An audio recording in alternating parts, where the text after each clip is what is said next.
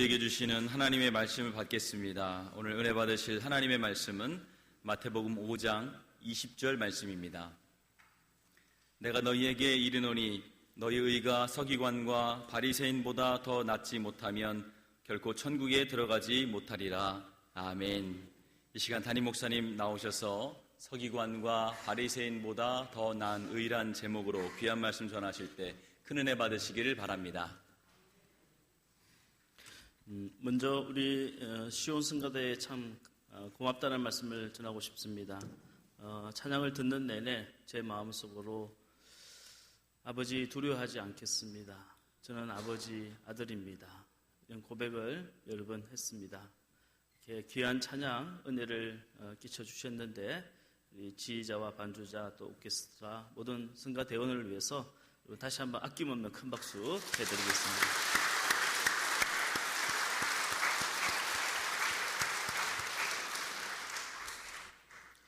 지난주에 우리는 산상수훈의 첫 번째 메시지인 너희는 세상의 소금이요 빛이다 하는 주님의 말씀을 함께 나누었습니다. 말씀을 나누는 도중에 저와 여러분들께서 한 주간 동안 어디에서 누굴 만나든 나는 예수 믿는 사람입니다 라고 밝히자고 그런 결단의 시간을 가졌습니다. 근데 여러분 어떠셨나요? 정말로 그렇게 해보셨나요? 저는 제가 목사라는 사실을 밝히기가 참 곤란한 때가 가끔 있습니다. 다른 사람이 저에게 무리한 행동을 했을 때 지적하고 싶은데, 또는 식당에서 음식에 머리카락이 나왔을 때 제가 목사라는 사실을 밝히는 순간 거의 망했다고 보면 됩니다. 아무리 따지고 싶어도 속으로만 끌끌 앓지 따지질 못하는 거예요. 가끔 식당에서 식사하기 전에 큰 소리로 기도하시고 종업원이 뭘 잘못했다고 막 화를 내시는 분들을 보게 되는데, 그럴 때마다 속으로 저러려면 차라리 큰 소리로 남들 듣게 기도나 하지 말지 하는 생각을 할 때가 있습니다.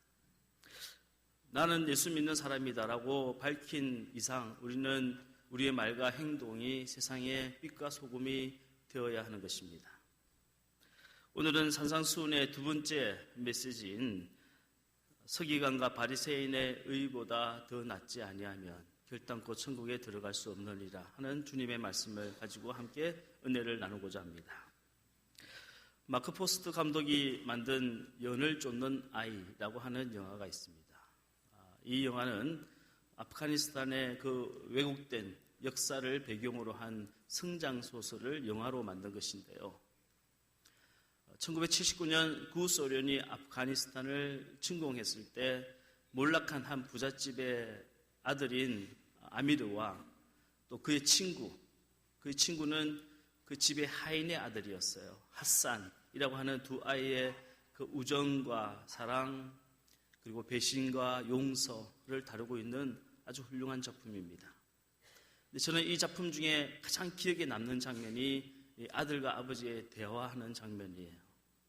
아들 아미르가 아버지에게 어느 날 묻습니다. 아버지, 이 세상에서 제일 나쁜 죄가 뭔가요? 이때 아버지는 어린 아들을 바라보며 이렇게 대답합니다. 아들아, 이 세상에서 제일 나쁜 죄는 도둑질이다. 왜냐하면 거짓말하는 것은 다른 사람의 믿음을 도둑질한 거다. 살인한 것은 다른 사람의 가족을 도둑질한 거다. 간음한 것은 누군가의 사랑을 도둑질한 것이다. 그러므로 도둑질이 이 세상의 모든 죄 중에 가장 나쁜 죄이다. 저는 이 말에 큰 감동을 받았어요. 아버지는 아들에게 무슨 딱딱한 교리나 윤리를 가르쳐주지 않았지만 가장 베이직한, 가장 근본적인 인간의 인생의 지혜를 가르쳐준 겁니다. 예수님은 산상수훈을 통해서 그리스도인에게 신앙과 윤리를 가르쳐주셨어요.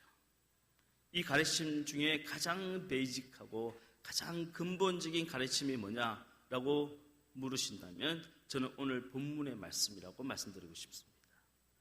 너희가 서기관과 바리새인의 의보다 더 나은 의를 갖지 못하면 결단코 천국에 들어가지 못할 것이다 하는 말씀이에요. 마치 도둑질한 죄가 모든 죄 중에 가장 악한 죄라고 말한 아버지처럼 오늘 이 본문의 말씀이 산상수훈의 가장 베이직이 되는 말씀이에요. 오늘 본문의 말씀을 다시 한번 같이 읽어보겠습니다. 마태복음 5장 20절 말씀 시작. 내가 너희에게 이르노니 너희 의가 서기관과 바리새인보다 더 낫지 못하면 결코 천국에 들어가지 못하리라. 교회를 좀 다녀보신 분이라면 누구나 서기관과 바리새인이라고 하는 단어를 딱 듣는 순간 부정적인 생각을 하시게 될 겁니다. 그도 그럴 것이 우리 예수님께서 서기관과 바리새인에 대해서 정말 매몰차게 정말 혹독하게 비난하셨기 때문에 예수님은 서기관과 바리새인을 향해서 너희는 외식하는 자다. 겉과 속이 다른 자다. 겉으로는 경건한 척하지만 속으로는 온갖 탐심이 그 악취가 풍기는 회칠한 무덤이다. 심지어 너희는 독사의 자식들이라고 부르셨어요. 그러니 성경을 잘 모르시는 분도 이 서기관과 바리새인이 참 나쁜 사람이구나 하는 것쯤은 짐작할 수가 있는 겁니다. 자, 그런데 예수님 시대에도 그랬을까요? 예수님 시대 유대인들도 그렇게 생각했을 것 같습니까? 정반대예요. 예수님 시대 유대인들은 서기관과 바리새인이야말로 의인 중에 의인이라고 생각했습니다. 예수님 시대 이 유대사에 이런 격언이 하나 있었어요. 하나님이 만약 천국 문을 여시고 딱 두 사람만 천국에 들인다면 첫 번째는 서기관일 것이고 두 번째는 바리새인일 것이다. 얼마나 당시 유대 사람들이 서기관과 바리새인을 인정하고 존중했는가 하는 것을 단적으로 보여주는 말이에요.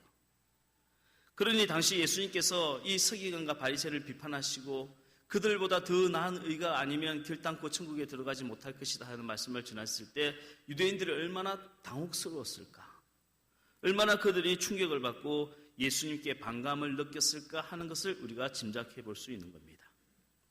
서기관과 바리새인들은 누구냐? 한마디로 유대교를 만들고 발전시켜 온 사람들이에요. 여러분, 유대교가 언제부터 시작되었을까요? 유대교라고 하는 종교는 언제 처음 만들어졌을까요? 여러분들이 구약성경을 읽어보시면 구약성경에는 유대교라고 하는 말은 나오지 않습니다. 구약성경에는 야훼 신앙이란 말은 있어도 유대교란 말은 없어요.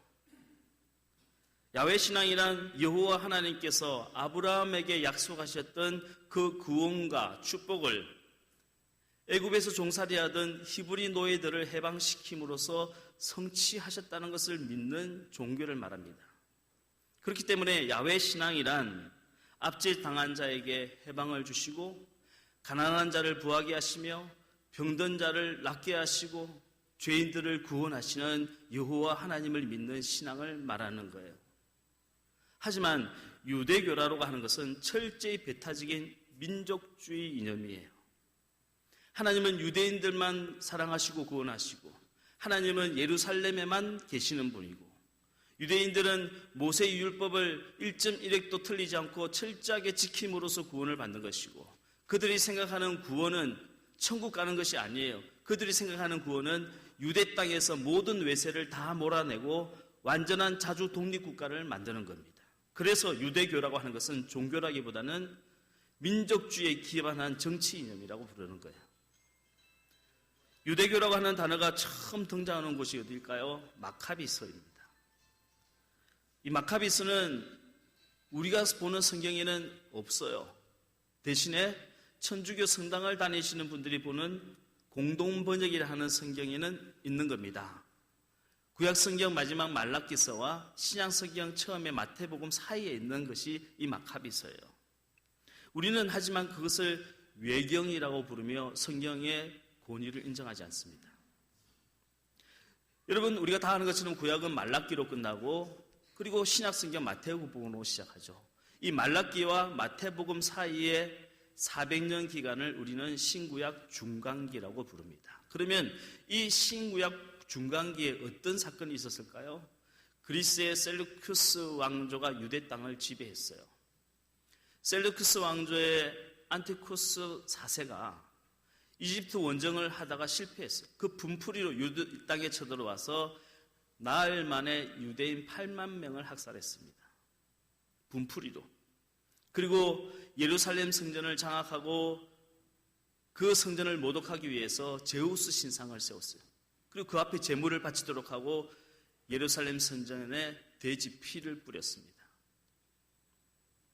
그들은 율법을 금지하고 유대교라고 하는 이념을 뿌리 뽑기 위해서 안식일 제도를 폐기했어요. 남자아이들에게 할례를 행하는 것을 폐기했습니다. 희생 제사를 드리는 것을 폐기했어요. 이런 안티쿠스 4세의 반기를 들고 무장혁명으로 독립운동을 쟁취하려고 일어선 사람이 마카비 형제입니다. 이 마카비 형제를 돕기 위해서, 독립운동을 지지하기 위해서 이념을 만들어낸 사람들이 바로 서기관과 바리새인들이에요. 서기관과 바리새인들은 유대교라고 하는 민족주의 이념을 만들어서 유대 율법주의를 가지고 이 셀루쿠스 왕조에 저항한 겁니다. 안식일을 철저하게 지키게 하고 남자아이들은 다 할례를 행하게 하고 희생 제사를 드리게 하고요. 율법을 철저하게 고수했어요. 그들은 한마디로 독립운동가들이에요. 민족주의 지도자들입니다. 서기관은 주로 율법을 해석하고 기록하고 가리키는 사람들, 요즘으로 치면 목사들이에요. 바리새인들은 그 율법을 철저하게 따르고 지키는 평신도 지도자들이에요. 요즘으로 치면 장로들이에요. 자, 그러니 예수님 당시에 유대인들이 이 서기관과 바리새인을 얼마나 존경하고 따랐겠습니까? 오죽하면 천국에 딱 두 사람만 들어가면 서기관과 바리새인만 들어갈 수 있다고 하는 속담이 생길 정도였겠어요? 그런데 예수님은 그들의 이런 생각에 찬물을 끼얹는 말씀을 하신 겁니다. 서기관과 바리새인은 모든 죄인을 구원하시려는 하나님 아버지의 뜻을 편협한 민족주의로 바꾼 나의 적이다. 서기관과 바리새인은 율법의 정신은 잃어버리고 율법의 형식만 고수하고 있는 철저한 형식주의자들이다.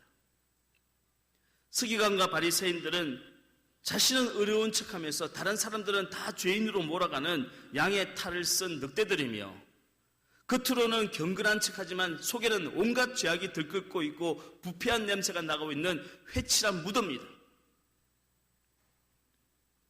너희들은 서기관과 바리새인에 의하면 충분히 천국에 들어갈 수 있다고 생각하지만 어린 반푼은 치도 없다.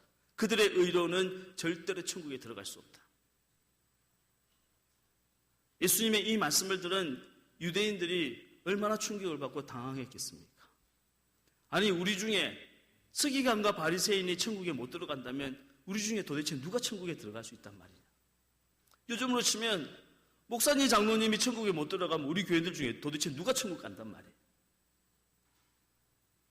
하지만 여러분, 사람들에게 인정받는다고 하나님께도 인정받는 건 아닙니다. 거꾸로 사람들에게 미움을 받고 멸시를 받는다고 하나님도 그 사람을 멸시하시는 것이 아니에요. 우리가 틀렸다고 손가락질하고 미워하고 멸시하는 사람들 중에 천국에서 하나님 우편에서 영광을 받을 사람들이 많이 있습니다. 반대로 저 사람이라면 분명히 천국에 들어갈 거야 라고 철떡같이 믿었던 사람들 중에 훗날 천국에서 보지 못할 분도 분명히 계세요. 그래서 산상수훈을 이 뒤에 뭐라고 적어놨습니까? 이 세상을 거스르는 기준이라고 말씀드리는 거예요. 예수님은 세상 사람들이 가장 의롭다고 인정하는 서기관과 바리새인의 의와는 전혀 다른, 그들의 의보다 더 나은 의를 가져야만 천국에 들어갈 수 있다 하고 오늘 말씀하신 겁니다. 그렇다면 예수님께서 말씀하신 바로 이 서기관과 바리새인보다 더 나은 의라고 하는 것이 무엇일까요? 첫 번째로 서기관과 바리새인보다 더 나은 의란 보여지지 않는 의를 말하는 거예요. 감춰진 의를 말합니다. 여러분, 제가 하나 질문을 드리겠습니다. 사람을 대하는 것이 쉬울까요? 하나님을 대하는 것이 쉬울까요? 어떻게 생각하십니까? 제일 가까이 있는 죄로 임찬열 권사님, 하나님을 대하는 것이 어렵다. 제가 이 질문을 지난주에 몇 분한테 드려봤는데요, 오히려 거꾸로 사람을 대하는 것이 어렵다는 분들이 더 많았어요. 그 이유는 뭐냐? 하나님은 우리의 형편과 처지를 다 이해하시고 받아주시지만 사람은 우리의 형편과 처지를 이해해주지 못한다는 거예요. 끝까지 오해하고 곡해하고 비판하고 정죄하기 때문이란 것입니다. 사람만큼 까탈스럽고 사람만큼 변덕스럽고 고집불통인 존재가 없다는 거예요. 그래서 사람 대하는 게 제일 힘들다는 겁니다. 그런데 여러분, 정말 그럴까요? 깊이 생각해 보시면 정반대라는 것을 알 수 있어요. 사람이 사람을 대할 때 필요한 것을 우리는 교양이나 예절이라고 부릅니다. 이 예의와 교양은 사람이 사람에게 지켜야 할 기본적인 도리를 말하는 거예요. 그런데 이 예의와 도리란 것이 가만히 살펴보면 죄인들끼리 맺은 신사협정에 불과해요. 서로에게 불편하지 않을 정도로, 서로에게 피해를 주지 않을 정도로만 적당하게 죄를 지으면서 감추며 사는 거예요. 한마디로 예의란 향기로운 거짓입니다. 마음속에 온갖 미움과 거짓과 분노와 시기와 질투와 음욕과 탐욕이 가득 차 있어도 겉으로만 상냥하고 겉으로만 예의 바르고 교양 있게 대하면 되는 거예요. 어머, 집사님 이번에 아들이 좋은 대학 가셨다면요, 하나님의 은혜야, 은혜. 너무 축하해. 막 속으로는 화딱지 나 죽겠는데, 저거는 남편이 돈도 잘 버는데 애까지 공부를 잘해. 와, 열받아. 그러시면서도 겉으로만 축하한다고 말하시면 되는 거예요. 이게 예의예요. 이게 예의의 한계라는 겁니다. 겉으로는 형제님을 사랑합니다. 속으로는 이 인간 담배 냄새 나는데 하필 오늘 내 옆에 앉아가지고 열받아 죽겠네, 이렇게 해도요, 겉으로만 형제님 사랑해요, 형제님 축복해요 하고 말하면 끝이에요. 이게 끝이에요. 이게 예의야 도리의 한계란 겁니다. 하지만 하나님 앞에서는 그게 통하지 않아요. 하나님은 우리의 마음의 중심을 보시는 분이에요. 우리가 정말로 나보다 더 나은 사람을 진심으로 축하할 수 있는지, 우리가 정말로 나보다 더 못한 사람을 진심으로 사랑할 수 있는지, 그 마음의 중심을 바라보시는 분이 하나님이란 겁니다. 하나님 앞에서는 윤리와 교양이 필요한 것이 아니라 진실한 회개와 진실한 믿음이 필요한 거예요. 바리새인의 의는 겉으로 보여지는 윤리요 교양이에요. 하지만 예수님의 의는 윤리가 아니라 믿음인 겁니다. 그 의는 보여지지 않는 의요, 그 의는 진실한 회개가 있는 의요, 그 의는 하나님을 향한 열망이 있는 의인 거예요. 하나님, 저 안에는 아무런 의도 없습니다. 내가 아무리 기도를 많이 하고 금식까지 하고 구제를 많이 해도 내 안에는 여전히 그 사람을 미워하고 정오하는 마음이 있어요. 하나님 아버지의 마음을 나에게 주셔서 내가 진심으로 그 사람을 용서하고 사랑할 수 있도록 도와주세요. 이것이 서기관과 바리새인의 의보다 더 나은 예수 그리스도의 의인 겁니다. 예수님은 보세요. 당시 유대 사회의 의라고 하는 고정관념을 완전히 파괴시켜버린 율법을 거스르는 말씀을 하고 계시는 겁니다. 이게 산상수훈이 계속해서 나오는 거예요. 그래서 제가 오늘 말씀이 산상수훈의 베이직이라고 말씀드린 거예요. 주님 말씀하셨죠? 서기관과 바리새인들이 살인하지 말라고 가르치더냐? 그것이 율법이라고 하더냐? 그러나 나는 너에게 말한다. 형제를 미워하는 자마다 살인한 자다. 겉으로 아무리 친절하게 대하고 아무리 교양 있게 대해도 속으로 그를 미워하는 자마다 살인한 자다.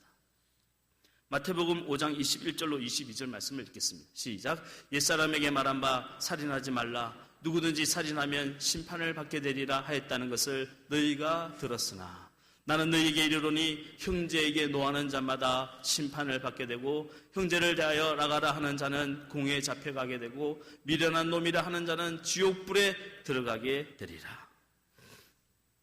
주님 말씀하셨죠? 서기관과 바리새인들이 너희에게 간음하지 말라고 가르치더냐? 그것이 율법이라고 하더냐? 그래서 자기들은 딴 여자를 품지 않았다고 자신들이 어렵다고 말하더냐? 하지만 나는 너희에게 말한다. 음욕을 품고 여자를 보는 자마다 간음했다. 몰래 숨어서 포르노 사이트를 뒤진 자마다 다 간음한 자다. 마태복음 5장 27절에서 28절 말씀을 읽겠습니다. 시작. 또 간음하지 말라 하였다는 것을 너희가 들었으나 나는 너희에게 이르노니 음욕을 품고 여자를 보는 자마다 마음에 이미 간음하였느니라. 서기관과 바리새인들이 너희 이웃을 사랑하고 네 원수를 미워하라고 가르치더냐? 그것이 모세의 율법이라고 하더냐? 나는 말한다. 네 원수를 사랑하고 너를 핍박하는 자를 위해서 기도해라. 마태복음 5장 43절에서 44절 말씀을 읽겠습니다. 시작. 또 네 이웃을 사랑하고 네 원수를 미워하라 하였다는 것을 너희가 들었으나 나는 너희에게 이르노니 너희 원수를 사랑하며 너희를 박해하는 자를 위하여 기도하라. 서기관과 바리새인을 보아라. 그들은 남을 돕고 구제한 이후에 나팔을 불면서 자기 자랑을 하지 않더냐? 하지만 나는 너희에게 말한다. 너희는 은밀하게 구제해라. 마태복음 6장 2절에서 4절까지 말씀을 읽겠습니다. 시작. 그러므로 구제할 때 외식하는 자가 사람에게서 영광을 받으려고 회당과 거리에서 하는 것 같이 너희 앞에 나팔을 불지 말라. 진실로 너희에게 이르노니 그들은 자기 상을 이미 받았느니라. 너는 구제할 때 오른손이 하는 것을 왼손이 모르게 하여 너희 구제함을 은밀하게 하라. 은밀한 중에 보시는 너희 아버지께서 갚으시리라. 예수님은 바리새인을 향해서 외식하는 자라고 불렀어요. 여기 외식이라고 하는 단어는 영어로 out word show라고 불러요. 겉으로 드러나는 쇼라는 겁니다. 남들에게 보이려고 쇼하지 말라는 거예요.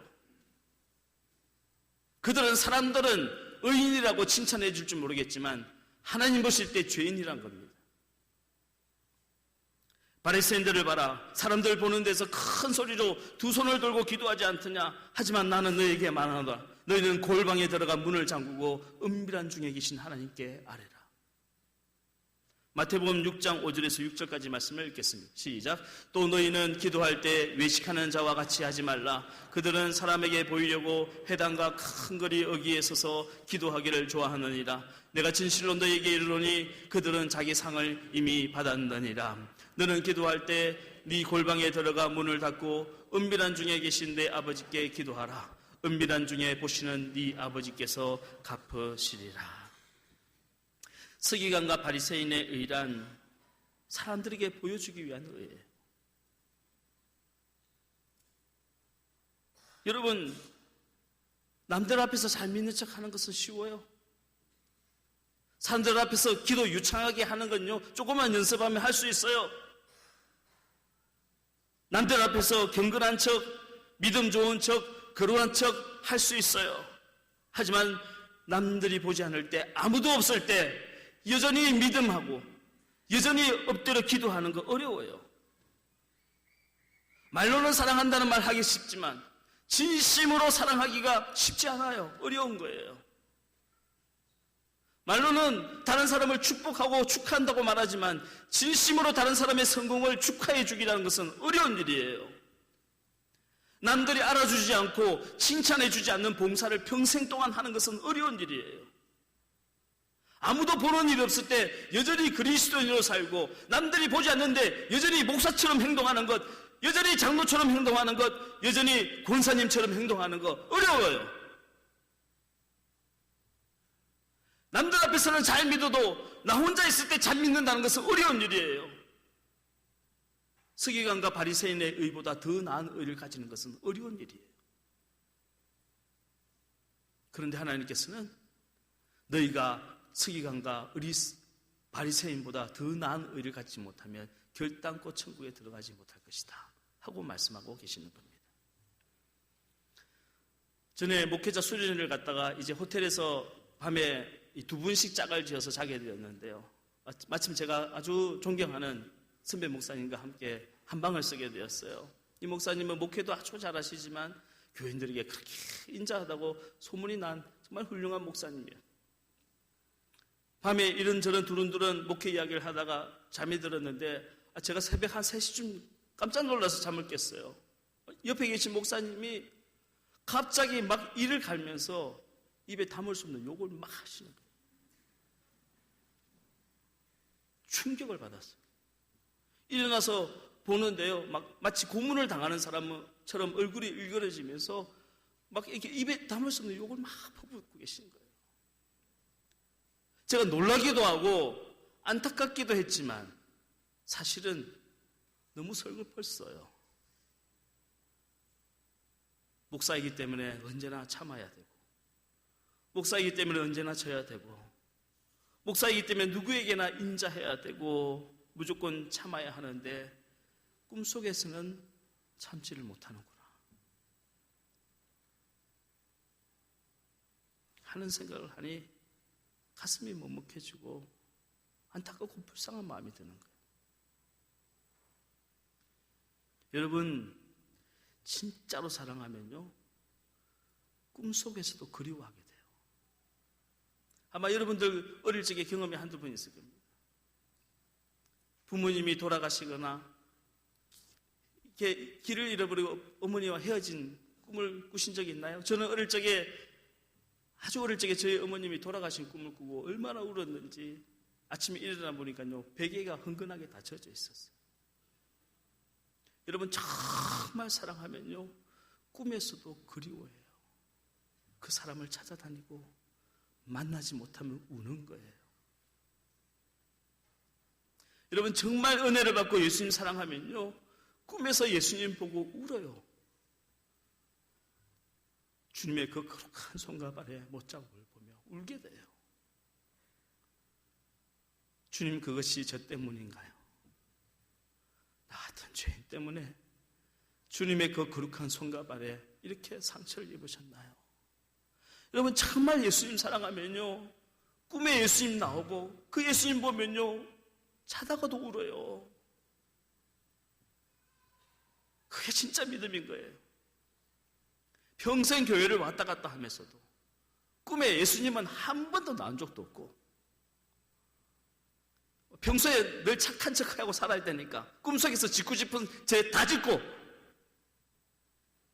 평소에는 그 권사님한테 말 못하니까 꿈에서 붙들고 좁혀고 막 욕하고 싸우고.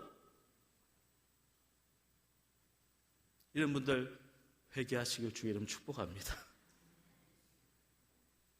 여러분, 진짜 은혜 받으면요, 꿈에 예수님 보고 통곡하고 울어요.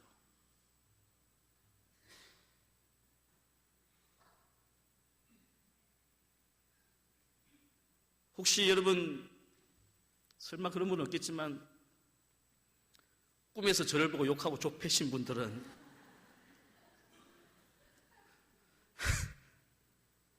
여러분 마음속에 정말 내가 서기관과 바리새인보다 더 나은 의가 있나 한번 생각해보는 시간 되기를 주의 이름으로 축복합니다. 두 번째, 서기관과 바리새인보다 더 나은 의란, 이것은 우리의 의가 아니에요. 예수 그리스도의 의를 말하는 겁니다. 여러분 다 아신 것처럼 사무엘상하는 다윗의 이야기입니다. 이새의 말째 아들, 8번째 아들로 태어나 아버지에게도 인정을 받지 못하고 형들에게도 인정을 받지 못했던 어린 다윗, 일개 목동이었던 그 다윗, 그럼에도 불구하고 그의 마음속에 하나님을 향한 사랑을, 주님이 그 중심을 보시고 일찍이 사무엘 선지를 통해서 머리에 기름을 부었어요. 그리고 그의 인생에 드디어 기회가 찾아온 겁니다. 블레셋 장수 골리앗을 물맷돌로 쓰러뜨리고 다윗은 이스라엘 온 백성의 영웅이 되었어요. 하지만 이것 때문에 사울 왕의 시기 질투를 당하고 10년 동안이나 도망자가 되어 도망다니게 됩니다. 하지만 다윗은 그 모든 고난 중에도 하나님을 향한 믿음을 저버리지 않고 나보다 더 어려운 사람들을 보고 긍휼을 베풀었어요. 가난한 사람, 병든 사람 보고 그냥 지자치지 않았어요. 그들에게 은혜를 베풀었습니다. 그렇기 때문에 훗날 다윗은 이스라엘 12지파 모든 백성들의 전폭적인 지지를 받고 왕이 된 거예요. 성경 전체를 통해서 우리 예수님을 빼고 가장 많은 이야기가 기록된 게 다윗의 이야기. 그만큼 다윗은 믿음의 영웅인 거예요. 이 다윗의 모든 인생이 사무엘 상하를 통해 기록되고 있는데 그 마지막 장이 사무엘하 24장입니다. 이 24장은 다윗이 왕으로서 한 마지막 정치가 기록되어져 있어요. 그게 뭔가요? 인구조사예요. 인구조사는 하나님이 철저하게 금지하신 겁니다. 왜? 군사의 숫자를 의지하지 말고 하나님만을 의지하라는 뜻이었어요. 그런데 늙은 다윗은 이스라엘의 인구조사를 단행했어요. 이것이 죄가 되어서 벌을 받게 되어 3일 동안 전염병을 통해 이스라엘 백성 7만 명이 목숨을 잃었어요. 하루아침에 7만 명의 백성이 죽었어요. 이게 다윗의 인생 스토리의 마지막 엔딩, 결말 부분이에요. 그리고 그 다음 장으로 넘어가면 열왕기상 1장이 시작돼요.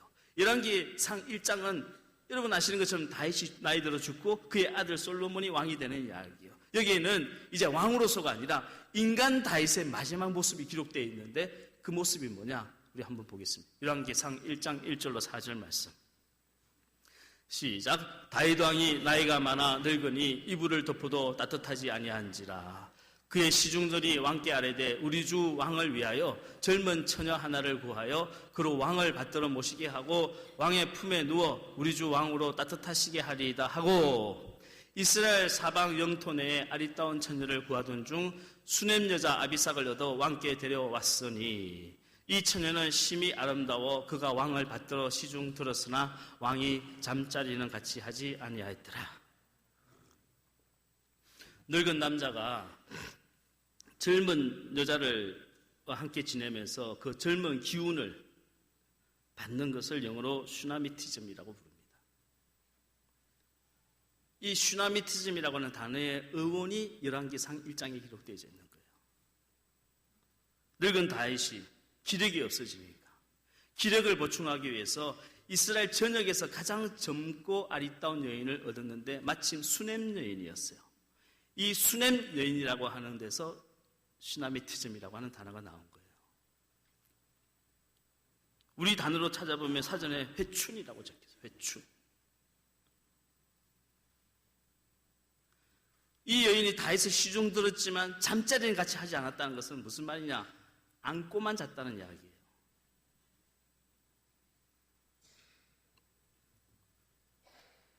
그런데 이것이 발단이 되었어요. 결국 다윗이 죽은 이후에 다윗의 자식들 간에 또 한 번의 칼부림이 일어나는 겁니다. 다윗의 넷째 아들이자 압살롬의 친동생인 아도니아가 왕이 되려 하다가 실패하니까 왕이 된 솔로몬, 자기 이복 동생인 솔로몬에게 아버지의 수넴 여인을 자기에게 달라고 했다가 솔로몬이 격분해서 그 형을 쳐 죽여요. 칼로 쳐 죽여요. 왜? 선왕의 여인을 취하는 것은 그 왕의 왕위를 내가 받겠다는 의지입니다. 그래서 압살롬이 반역 사건을 일으켰을 때 다윗의 여인들을 왕궁의 옥상에 불려놓고 백성들 보는 앞에서 강간한 거예요. 왜? 아버지의 왕권이 이제 나에게 넘어왔다는 것을 백성들에게 보여주고 싶었던 거예요. 여러분, 다윗이 인생의 마지막 한 일이 뭐예요? 주책이에요, 주책. 아마 젊은 여자, 손녀뻘 되는 여자애를 데려와서 품고 잔 거예요. 이것 때문에 지 자식들 간에 칼부림 나서 형제가 형제를 죽인 사건이 일어난 거예요. 자, 여기서 우리는 한 가지 의문점을 갖게 되는 겁니다. 다윗이 왕으로서 한 마지막 정치가 사무엘하 24장에 기록되어 있어요. 그런데 그것 때문에 죄 없는 백성들 7만 명이 목숨을 잃었어요. 그리고 다윗의 인생에 인간 다윗으로서 마지막 한 일이 열왕기상 1장에 기록되어 있어요. 그런데 그것 때문에 자식들이 서로 죽이고 죽이는 살인사건이 일어났어요. 우리 하나님은 왜 성경을 이런 식으로 기록한 걸까요? 우리 하나님은 안티 다윗인가요? 설령 다윗이 잘못했다 할지라도, 설령 다윗에게 허물이 있다 할지라도 이 긴 다윗의 이야기를 적으면서 적어도 결말 부분에서는 그래도 다윗은 믿음의 사람이었다고, 그래도 다윗은 내 마음에 합한 자라고 이렇게 결론 지어야 하지 않냔 말이에요. 그런데 하나님은 왜 다윗의 가장 치부를 드러냄으로써 다윗의 이야기를 결말 지으신 걸까요? 여기 이유가 있는 거예요. 그 이유가 뭘까요? 그렇게 위대한 다윗도 결국은 죄인이란 겁니다. 죽을 수밖에 없는 죄인, 망할 수밖에 없는 죄인, 지 자식들에게 죄악만 물려주게 되는 죄인이란 겁니다. 그리고 이거보다 더 중요한 원인 하나가 있어요. 왜 이런 기록을 하셨는가? 그것은 다윗이 이렇게 죄를 짓고 범죄하고 실수했어도 하나님은 여전히 하나님의 방식대로 그 다윗을 구원하시고 용서하셨다는 거예요. 이것이 진짜 결론이에요. 여러분, 다윗이 인구조사로 이스라엘 백성들이 7만 명이나 죽어나갈 때 하나님이 어떻게 다윗을 용서하시고 이스라엘을 구원하셨나요? 다윗은 여부수 사람 아라우나의 타작마당을 사서 그곳에서 양을 잡아 피를 흘려 제사를 드렸고 하나님은 그 제사를 보시고 이스라엘을 구원해 주셨습니다. 우리 사무엘하 24장 18절 말씀을 읽겠습니다. 시작. 이날에 가시 다윗에게 이르러 그에게 아뢰되 올라가서 여부수 사람 아라우나의 타작마당에서 여호와를 위하여 제단을 쌓으소서 하며 다윗이 여호와께서 명령하신 바 가세 말대로 올라가니라. 그리고 마지막 절, 사무엘하 24장의 마지막 절이 25절이거든요. 25절을 읽겠습니다. 시작. 그곳에서 여호와를 위하여 제단을 쌓고 번제와 화목제를 드렸더니 이에 여호와께서 그 땅을 위한 기도를 들으심에 이스라엘에게 내리는 재앙이 그쳤더라. 사무엘 상하의 마지막 절이 사무엘하 24장 25절인데 이렇게 끝나고 있죠. 재앙이 그쳤더라. 다윗은 여부수 사람 아라우나의 타작마당을 돈을 주고 값을 지불하고 샀어요. 그리고 그곳에서 양의 피를 흘려 제사를 지르고 하나님은 그 피를 보시고 이스라엘을 용서하시고 구원하셨어요. 그러면 이 아라우나의 타작마당이라 하는 곳이 정확하게 그곳이 어디일까요? 1000년 전 아브라함이 그의 아들 이삭을 바치려고 했을 때 하나님이 숲을 사이에 미리 예비하신 순양을 대신 잡아 피 흘려 죽게 하신 바로 모리아산이에요. 그리고 다윗이 값을 지불하고 산 바로 그 모리아산, 즉 아라우나의 타작마당에 그의 아들 솔로몬은 예루살렘 성전을 짓게 되는 겁니다. 우리 역대하 3장 1절 말씀을 같이 한번 읽겠습니다. 시작. 솔로몬이 예루살렘 모리아산에 여호와의 전 건축하기를 시작하니 그곳은 전에 여호와께서 그의 아버지 다윗에게 나타나신 곳이요 여부수 사람 오르난의 타작마당에 다윗이 정한 곳이라. 솔로몬은 이곳에 예루살렘의 성전을 짓고 그리고 또 1000년 동안 이스라엘의 모든 죄는 그 성전에서 드려진 양의 피의 제사로 용서함을 받았어요.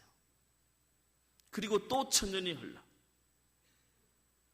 예루살렘의 그 모리아산은 생긴 모양이 꼭 사람의 해골 같다고 해서 그때 사람들이 그 산을 골고다라고 불렀어요.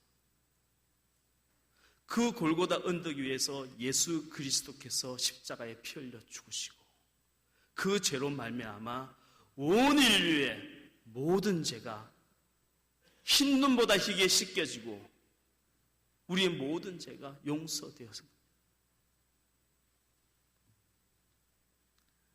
여러분, 서기관과 바리새인의 의보다 더 나은 의가 아니면 결단코 천국에 들어갈 수 없느니라 하신 예수님의 말씀이 무슨 뜻일까요? 그렇게 믿음 좋다던 아브라함의 의로도 안 된다는 거예요. 그렇게 위대한 다윗의 의로도 천국에 못 들어간다는 겁니다. 그렇게 지혜로운 솔로몬의 의로도 안 된다는 거예요.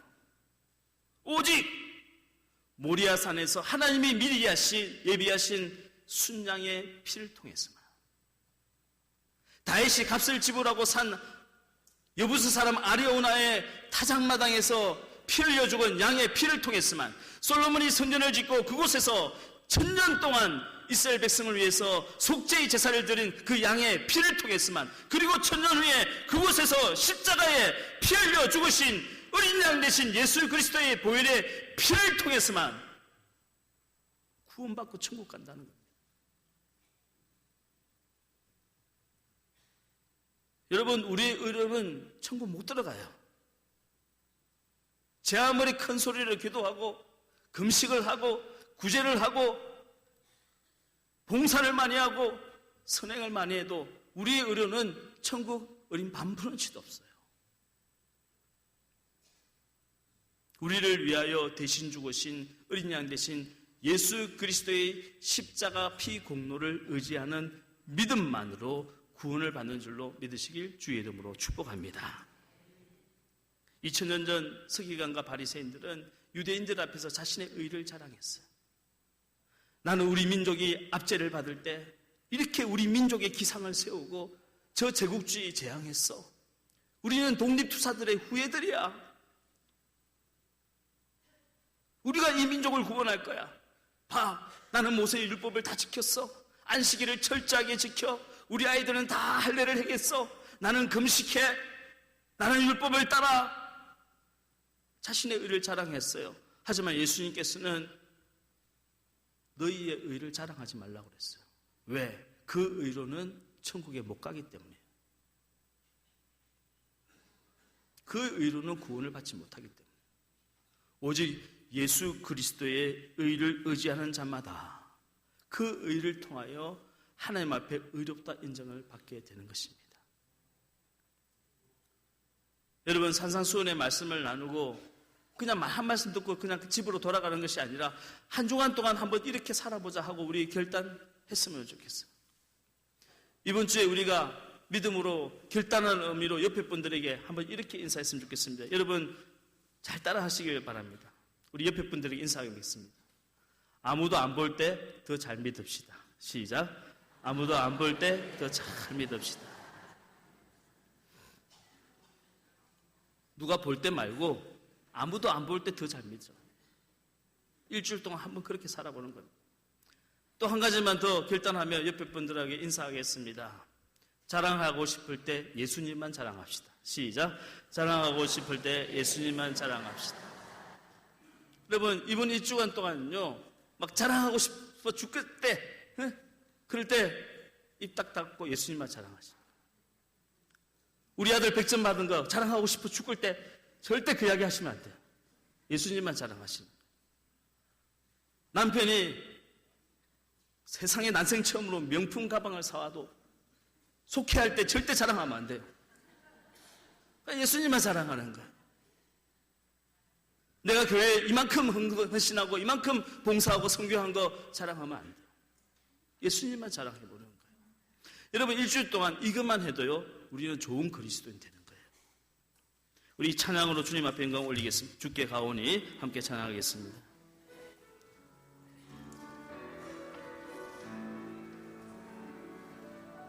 주께 가오니 주께 가오니 날 새롭게 하시고 주의 은혜를 부어주소서.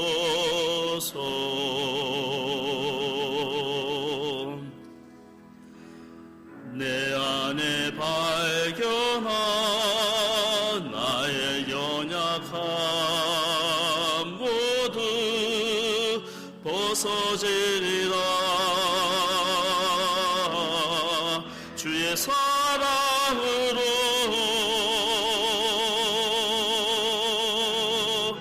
주 사랑 나를 붙드시고 주 곁에 날 이끄소서.